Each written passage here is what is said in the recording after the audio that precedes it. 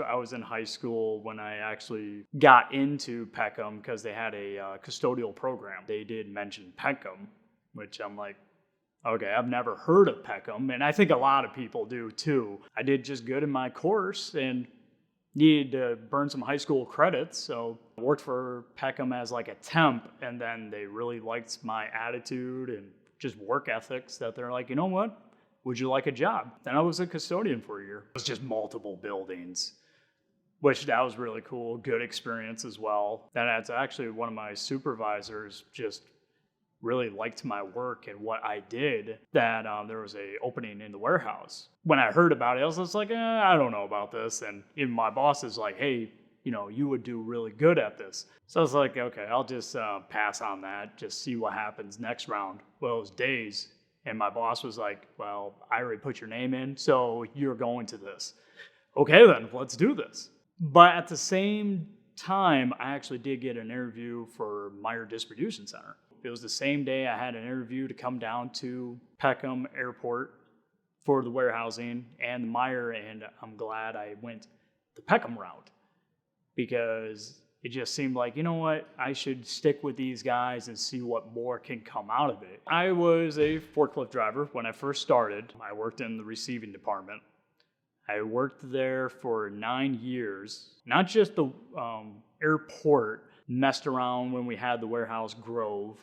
And then we heard that we were moving to what's called now Watertown A. Okay, well, that's pretty sweet. Worked in there, probably not even 4 years after, 5, I went to shipping to try something different. Still helped out receiving when they wanted my help. And then to keep trying something different, I went to be a shipping clerk where basically it's just putting labels on a box and sending them out the door. So if you were saying, hey, if you can actually unload a truck, put it away, pick it, ship it, I could run it all the way through. I kind of want to see where it goes. People have told me we had different VSSs come and go, but there were programs where they wanted me to be a supervisor. Yeah, I would love to maybe see where that goes, but at this particular moment, happy where I'm at. I love the workers that I work with and just kind of like my flexibility. And I think that's where my supervisors like me a lot, trying to help out where the work needs to be done.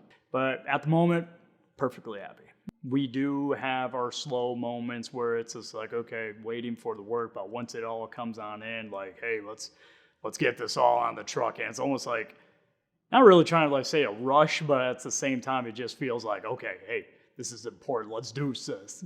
When I was in receiving and a little bit of shipping, I do deal with truck drivers here and there, but they just seemed some of the nicest people. I knew that, you had to work up the ladder, like maybe that high school mentality of like, man, I can't wait to make some of the better bucks, but it's like, well, put your time in and you'll get there.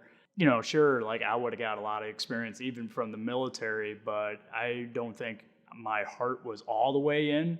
Going with Peckham, I was like, okay, let's keep seeing what happens. And yeah, you got to keep your ears open. And if there's something else you want to check out, you just don't know. But I guess it's just a group of people you work with, your attitude, obviously, for just making work your place. My dad, he put that in each of us kids. I'm the second oldest out of 4. Hey, if you want something, you're going to have to go get it yourself. I could help you, but you're going to have to also help. So I was like, okay, get that little taste of just, a first paycheck too, and just start saving, working hard, and just, I want to work hard for my stuff, I almost want to say I work with at least 6, 7 people that are deaf or having a hearing aid. I worked with my partner named Sean Herman, and she is deaf. And I've worked with her ever since I started at Peckham, just a girl that knew sign language, being deaf, but I had to work with her one-on-one, which was kind of rough too. During COVID, we had to have our face masks on too. And she actually was a great lip reader. We were told as well we could actually type on our computers through Teams, but at the same time, it felt like, man, I really want to also engage with you more. So we just started kind of working through it, and I've learned a lot.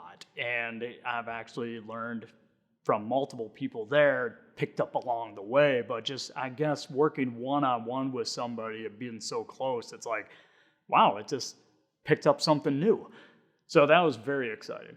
And I want to keep learning. I'm almost using it every day. And when I'm even at home with my girlfriend and everything, I kind of catch myself still kind of signing, but I'm talking. It's just like, okay, I don't have to do that. My older sister, she went to college, and not trying to say school's not for everybody. Like, I definitely enjoyed my time, but I'm like, nah, I kind of want to just get to work, get my hands dirty, let's do something.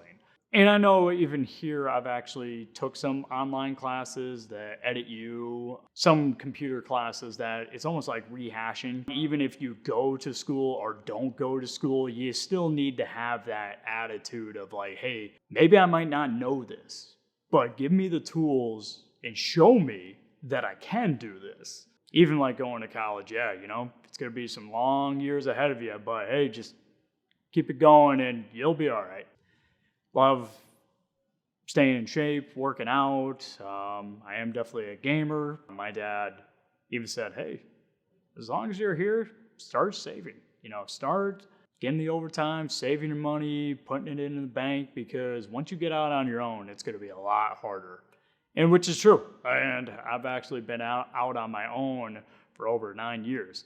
And it's a different experience. But I also paid my dues with my parents, so it wasn't just a free ride. So always helping out, buying some food or whatnot. But I took his advice, just, all right, let's keep on saving, and now I got my kingdom. You gotta keep pushing boundaries. And I was working out at the time, and he was like, well, what are you trying to do? And I'm saying, I'm trying to do 1,200 push-ups. He's like, why don't you just do 10? And I was like, I just want to push myself.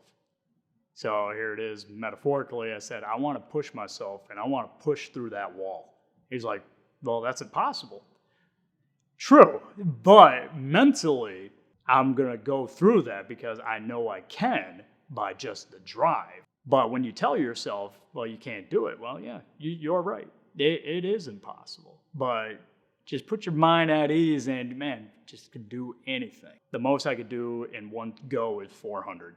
With Peckham, if you got some stuff that's going on outside, they could work with you. If you need some assistance, also learning, or hey, I want to move up the ladder, like they will definitely try to point you in the right direction that you want. It's just one of those things like, I could just kind of say, hey, I'm just not going to show up today or this and that, but it's kind of like, well, I need to put food on the table, or hey, I need to pay bills, or hey, I need to buy something. So it's like, well, I gotta show up, and it's almost like my second home. Because luckily there's a couple people at my work.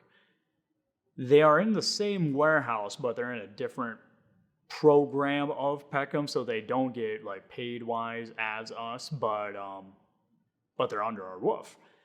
And some of them are like, man, like I really want to get on your side, but what do I do? And it's just like, man, just keep working hard.